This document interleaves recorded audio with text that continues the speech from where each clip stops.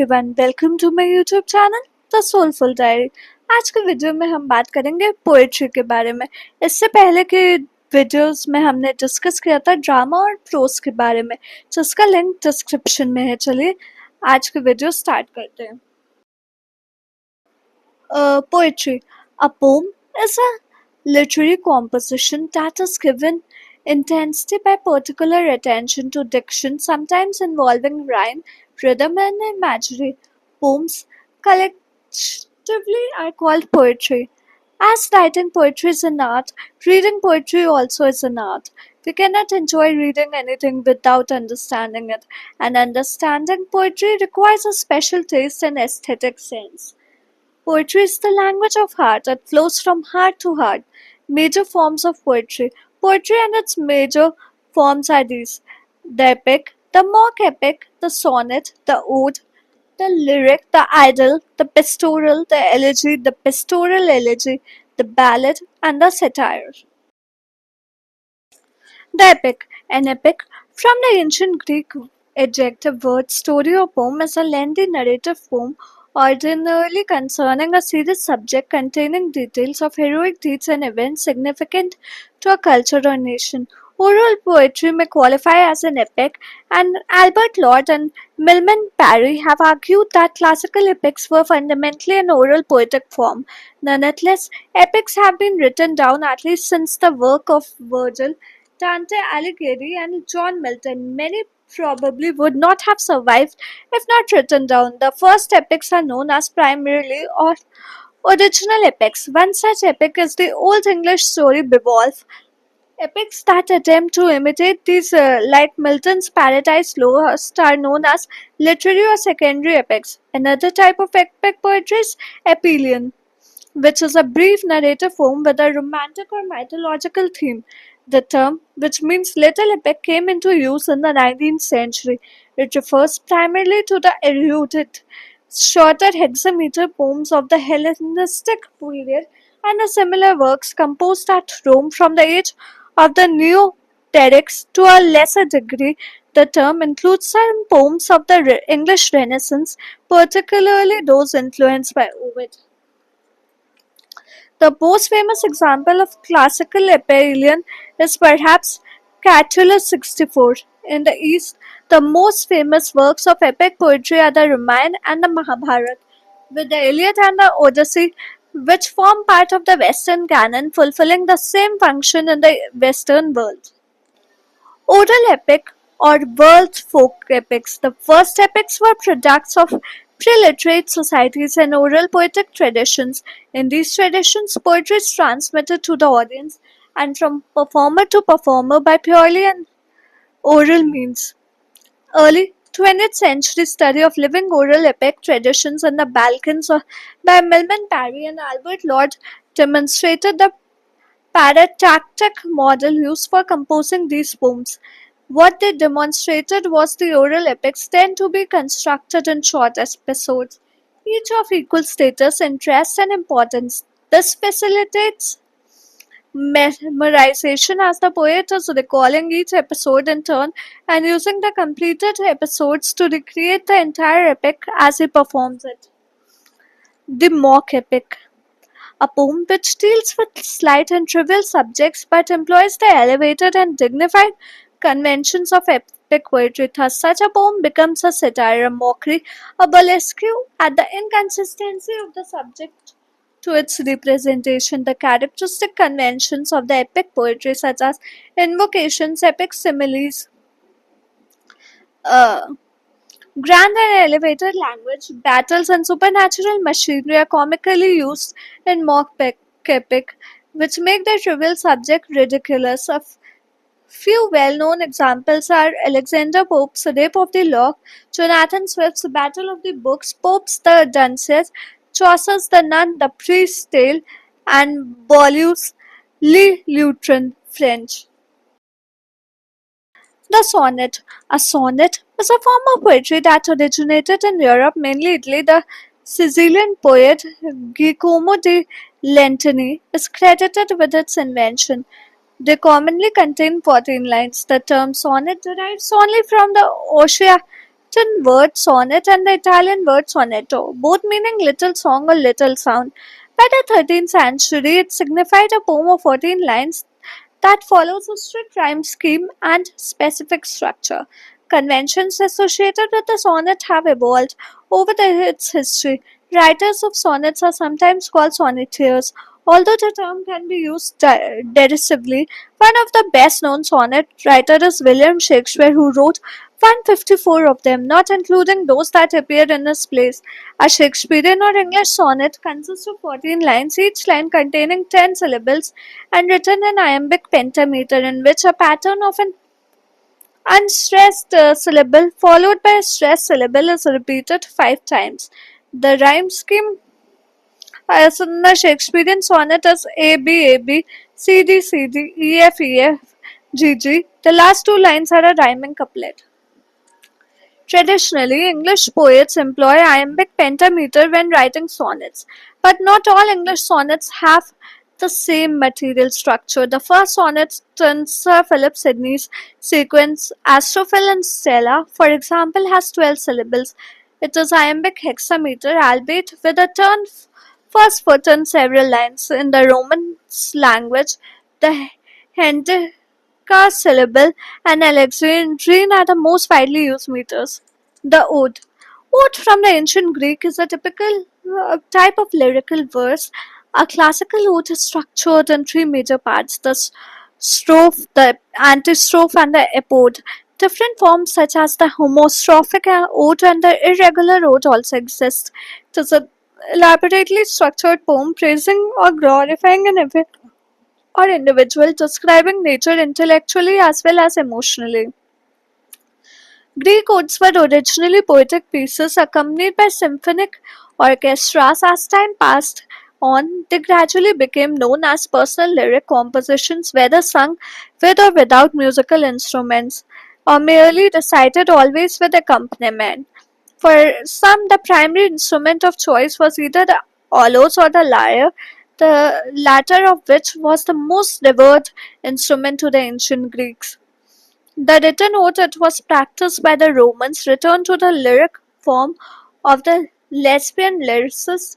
There are three typical forms of odes: the Pindaric, the Hortonian, and the irregular. Pindaric ode follows the form of and style of Pindar. Horatian odes follow conventions of Horace. The odes of Horace deliberately imitated the Greek lyricists such as Alcius and Anacreon. Odes by Catullus, as well as other poetry of Catullus, was particularly inspired by Sappho. Irregular odes are rhyming, but they do not employ the three-part form of the Pindaric ode, nor the two or four-line stanza of the Horatian ode. English ode. An ode is typically a lyric verse written in praise or of dedicated to someone or something, which captures the poet's interest or serves as an inspiration for the ode. The initial model for English odes was Horace, who used to form to write the meditative language or on various themes. The earliest odes in English language used the word in its strict form, with the epithelium and the prothelium of Edmund Spenser. In the 17th century, the most important original odes in English are those of Abraham Cowley and Andrew Marvell. Marvell, in his Horatian ode upon Cromwell's return from Ireland, uses a regular form, two 4-foot lines followed by two 3-foot lines modeled on Horace, while Cowley wrote Pindaric odes which had irregular patterns of line lengths and rhyme schemes. Though they were iambic, the principle of Cowley's Pentarchus was based on a misunderstanding of Pindar's metrical practice, but was widely imitated nonetheless, with notable success by John Dryden's, with Pindar's meter being better understood in the 18th century. The fashion for Pindaric odes faded, though there are notably actual Pindaric odes by Thomas Gray, The Progress of Poesy and the Bard. The Pindaric of Cowley was revived around 1800 by William Wordsworth for one of his very finest poems, The intimations of immortality ode, irregular odes, were also written by Samuel Taylor Coleridge, John Keats, and Percy Bysshe Shelley, who wrote odes with regular stanza patterns. Shelley's Odes to the West Wind, written in 14-line terza rima stanzas, is a major poem in the form of, but perhaps the greatest odes of the 19th century were Keats' five great odes of 1819, which included Ode to a Nightingale, Ode to Melancholy, Ode to on the Grecian Urn, Ode to Psyche, and to Autumn. After Keats, there have been comparatively few major odes in English. One major exception is the fourth verse of the poem For the Fallen by Lawrence Binyon, which is known as the Ode of the Fallen or more simply as the Ode. W. H. Auden also wrote Ode, one of his most popular poems from his earlier career when based in London in opposition to people's ignorance over the reality of war. In an interview, Auden once stated that he had intended to title the poem My Silver Age in a mockery of the supposedly imperial Golden Age, however, chose Ode as it seemed to provide a more sensitive exploration of warfare.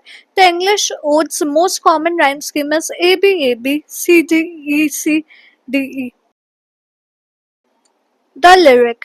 It is a genre of poetry that expresses personal and emotional feelings. In the ancient world, lyric poems were sung accompanied by a lyre or musical instrument. Lyric poems do not have to rhyme and today do not need to be said to music or a beat. Aristotle in Poetics mentions lyric poetry. Uh, Guitar stick played to the sitar, a type of lyre, along with drama, epic poetry, dancing, painting, and other forms of mimesis. The lyric poem, dating from the Romantic era, does have some thematic antecedents in ancient Greek and Roman verse, but the ancient definition was based on metrical criteria, and in archaic and classical Greek culture presupposed live performance accompanied by a stringed instrument. Although arguably the most popular form of lyric poetry in the Western tradition is the 14-line sonnet, either in its Petrarchan or its Shakespearean form, lyric poetry appears in a variety of forms. Other forms of the lyric includes ballads, villanelles, odes, pastorale, and canzone. Ancient Hebrew poetry relied on repetition, alliteration, and chiasmus for many of its effect. Ancient Greek and Roman lyric poetry was composed in strophes. Pindar's Epimean odes were strophe and antistrophe are followed by an epode, represent an expansion of the same lyric basic principle. The Greeks distinguished, however, between lyric monody, example Sappho Anarchian, and choral lyric, example Pindar Bacchylides. In all such poetry, the fundamental formal feature is the repetition of a metrical pattern longer than a verse or distich. In some cases, although not in antiquity, form and theme are read in the conception of genre as in the medieval Alvar Obeit, a dawn song in which lovers must part after a night of love, often with the watchman's refrain telling them it is a time to go. A common feature of some lyrics forms in the refrain of one or more verses at the end each strophe. The refrain is repeated throughout the poem, either exactly or with variation. In the medieval Galician Portuguese Cantagas de Amigo, thought to reflect an old oral tradition, 90% of the texts have a refrain. Lyric in European literature of the medieval or Renaissance period means a poem written so that it could be set to music whether or not it is. A poem's particular structure, function, or theme is not specified by term. The lyric poetry of Europe in this period was created largely without reference to the classical past by the pioneers of courtly poetry and courtly love. The troubadours, traveling composers, and performers of songs began to flourish towards the end of the 11th century and were often imitated in successive centuries. Trovers were poet composers who were roughly contemporary with an influence by the troubadours, but who composed their works in the northern dialects of France. The first known troubadour was Cretin de Troyes, 1160s 80s. The dominant form of German lyric poetry in the period was the Minnesang, a love lyric based essentially on a fictitious relationship between a knight and his high-born lady. Initially imitating the lyrics of the French troubadours and trousers, Minnesang soon established a distinctive tradition. There is also a large body of medieval Galician Portuguese lyric. Hebrew singer poets of the Middle Age include Yehuda Halevi, Solomon ibn Gabirol, and Abraham ibn Ezra. In Italy, Petrarch developed the sonnet from pioneered by Giacomo di Lentini, which Dante used in his Vita Nuova in 1327. According to the poet, the sight of a woman called Laura in the church of Saint Clara de Avignon awoke in him a lasting passion celebrated in the rhyme sparse, scattered rhymes. Later Renaissance poets who copied Petrarch's style named his collection 366 poems to Canonier songbook. Laura is in many ways both the culmination of medieval courtly love poetry and the beginning of Renaissance love lyric. The 18th and early 19th centuries constitute the period of the rise of Russian lyric poetry, exemplified by Alexander Pushkin. The Swedish Phosphorus were influenced by the Romantic movement and their chief poet, Per Daniel Amadeus Atterbohm, produced many lyric poems. Italian lyric poets of the period include Ugo Foscolo, Giacomo Leopardi, Giovanni Pascoli, and Gabriel di Annunzio. Japanese lyric poets include Taneda Santoka, Masa- Masaoka Shiki, and Ishikawa Takoboku. Spanish lyric poets include Gustavo Adolfo Bequer, Rosalia de Castro, and Jose de Esponceda. The Idyll, a composition in verse or prose which describes scenes and incidents of country life which are simple, charming, and appealing due to their idealized innocence and contentment. An idyll is a pastoral poem, and an ancient example is Theocritus' idyll in 3rd century BC, which describes the country life and the charming rustic life of the Sicilians. John G. Whittler's Maud Muller is yet another example of an idyll. The pastoral. The originator of the pastoral was the Greek poet Theocritus, who in the 3rd century BC wrote poems representing the life of a Sicilian shepherd, pastor in Latin for shepherd. Virgil later imitated Theocritus in his Latin Edugus, and in doing so established an enduring model for the traditional pastoral, a deliberately conventional poem expressing an urban poet's nostalgic image of the supposed peace and simplicity of the life of shepherds and other rural folk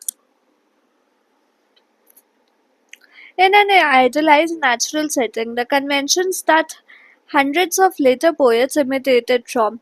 Virgil's imitation of Theocritus includes a shepherd reclining under a spreading beech tree and meditating on a rural muse or piping as though he would never grow old or engaging in a friendly singing contest or expressing his good or bad fortune in a love affair or grieving over the death of a fellow shepherd.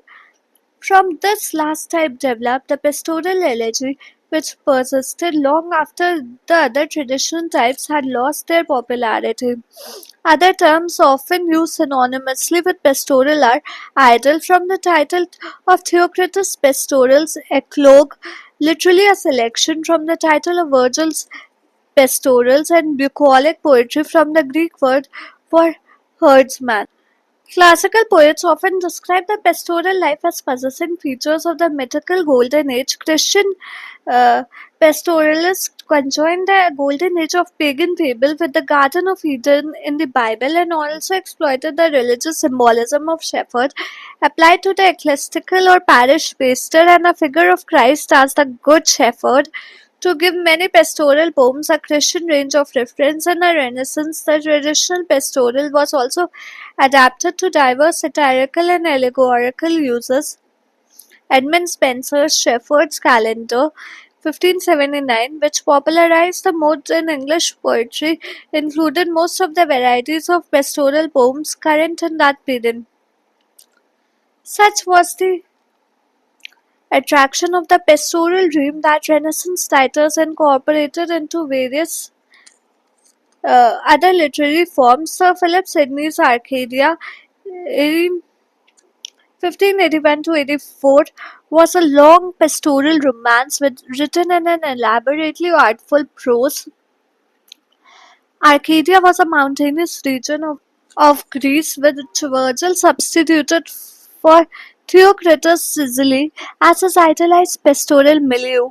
There was also the pastoral lyric, Christopher Marlowe's The Passionate Shepherd to His Love, and the pastoral drama John Fletcher's The Faithful Shepherdess is an example of this last type. And Shakespeare's As You Like It, based on the contemporary pastoral romance Rosalind by Thomas Lodge, is set in the forests of Arden, a green refuge from the troubles and complications of ordinary life, where enmities are reconciled, problems resolved, and the course of true love made to run smooth. The last important series of traditional pastorals and an extreme instance of their calculated and graceful display of a high artifice was Alexander Pope's Pastoral 1709. 5 years later, John Gay, in A Shepherd's Week, wrote a parody of the type by applying its elegant formulas to the crudity of actual rustic manners and language. By doing so, he inadvertently showed later poets the way to the seriously realistic treatment of rural life. 1783, George Crabbe published a village specifically in order to paint the court as Stroth will paint in it and as bards will not. However, the term then lost its traditional application to a poetry of aristocratic artifice is indicated by Wordsworth's title for his realistic rendering of a rural tragedy in 1800s, Michael, a pastoral poem. The elegy, a lament or a meditative poem, often written on the occasion of a death or other solemn event or theme.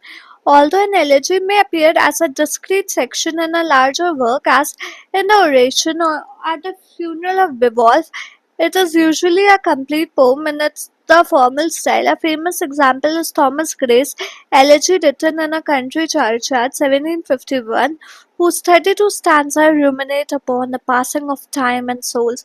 Can story turn or animated bust? Back to the mansion call the fleeting breath. Can honor's voice provoke the silent dust, or flattery soothe the dull cold air of death? Perhaps in the neglected spot is laid some heart once pregnant with celestial fire, hands that the rod of empire might have swayed, or waked to ecstasy the living lyre. The pastoral elegy. One kind of elegy that is especially important in English literary history is the pastoral elegy, whose highlights include John Milton's Lycidas (1637) and Percy Bysshe Shelley's Adonais, an elegy for the death of John Keats (1821). Pastoral elegies combine pastoral themes and images, nature deities, seasonal vegetation with a memorialization of a deceased friend or comrade. The ballad. A ballad is a form of verse, often a narrative set to music. Ballads were particularly characteristic of the popular poetry and song of the British Isles from the later medieval period until the 19th century and used extensively across Europe and later the Americas, Australia, and North Africa. Many ballads were written and sold as single sheet broadsides. The form was often used by poets and composers from the 18th century onwards to produce lyrical ballads. In the later 19th century, it took on the meaning of a slow form of popular love song, and the term is now often used as synonymous with any love song, particularly the pop or rock power ballad. Most Southern and West European ballads are written in ballad stanzas or quatrains, four-line stanzas of alternating lines of iambic and unstressed follows by a stressed syllable, tetrameter 8 syllables, and iambic trimeter 6 syllables, known as ballad meter. Usually, only the second and fourth line of a quatrain are rhymed in the scheme A, B, C, B, which has been taken to suggest that originally ballads consisted of couplets, two lines of rhymed verse, each of 14 syllables, as can be seen in the stanza from Lord Thomas in Fair Annet. The horse Fair Annet rode upon he ambled, like the wind with silver he was shod before with burning gold behind. However, there is considerable variation in this pattern in almost every respect, including length, number of lines, and rhyming scheme, making the strict definition of a ballad extremely difficult. In southern and eastern Europe, and in countries that derive their tradition from them, ballad structure differs significantly, like Spanish romances, which are octosyllabic and use consonants rather than rhyme. In all traditions, most ballads are narrative in nature, with a self-contained story often concise and relying on imagery rather than description, which can be a tragic, historical, romantic, or comic. Another common feature of ballads is repetition, sometimes of fourth lines in succeeding stanzas as a refrain, sometimes of third and fourth lines of a stanza, and sometimes of entire stanzas. This satire can be described as the literary art of diminishing or derogating a subject by making it ridiculous and evoking towards it attitudes of amusement, contempt, scorn, or indignation. It differs from the comic in that comedy evokes laughter mainly as an end of in itself, while satire derides, that is, it uses laughter as a weapon and against a butt that exists outside the work itself. The butt may be an individual in personal satire or a type of person, a class, an institution, a nation, or even, as in the Earl of Rochester's A Satire Against Mankind, 1675, and much of Jonathan Swift's Gulliver's Travels, 1726, especially Book 4. The entire human race, the distinction between the comic and the satiric, however, is sharp only at its extremes. Shakespeare's Falstaff is mainly a comic creation presented primarily for an enjoyment. The puritanical Malvolio in Shakespeare's Twelfth Night is for the most part comic but has aspect of satire directed against the type of fatuous and hypocritical Puritan. Ben Jonson's Walpole 1607 and clearly satirizes the type of person whose cleverness or stupidity is put at the service of his cupidity, and John Dryden's Macflecknoe 1682, while representing a permanent type of the pretentious poetaster, satirized specifically the living author Thomas Shadwell. Satire has usually been justified by those who practice it as a corrective of human vice and folly. Alexander Pope, for example, remarked that those who are ashamed of nothing else are so of being ridiculous. Its frequent claim, not always borne out in the practice, has been to ridicule the failing rather than the individual, and to limit its ridicule to corrigible faults, excluding those for which a person is not responsible. As Swift said, speaking of himself in his ironic verses on the death of Dr. Swift, yet malice never was his aim. He lashed the wise, but spared the name. His satire points had no defect, but what all mortals may correct, he spared the hump or crooked nose, whose owner set not up for bukes. Satires occur as an incidental element within many works whose overall mood is not satiric in a certain character or situation or in an interpolated passage of ironic commentary on some aspect of human condition or of contemporary society. But for some literary writings, verse or prose, the attempt to diminish a subject by ridicule is the organizing principles of the whole, and these works constitute the formal genre labeled.